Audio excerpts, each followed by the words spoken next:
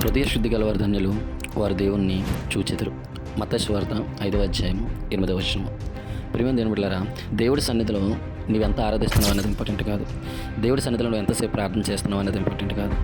దేవుడి సన్నిధికి నువ్వు ఎన్ని గంటలకు వెళ్తున్నావు అనేది ఇంపార్టెంట్ కాదు. కానీ ప్రియమైన దేవుని బిడ్డలారా, నువ్వు ఎంత ఆరాధించినా కానీ, నువ్వు దేవుడి సన్నిధిలో ఎంత గడిపినా కానీ, ఎంతసేపు ప్రార్థన చేసినా కానీ, నీకు హృదయము శుద్ధిగా లేకపోతే, నీకు హృదయాన్ని నీవు మార్చుకోకపోతే, నీకు ఆ హృదయంలో ఉన్న కల్మషాన్ని దేవుని యొక్క వాక్యంతో కడుక్కోకపోతే, నువ్వెంత ఆరాధించినా కానీ, నువ్వెంత ప్రార్థన చేసినా కానీ, నువ్వెంత దేవుని నామాన్ని మహింపరిచినా కానీ అది వ్యర్థమే.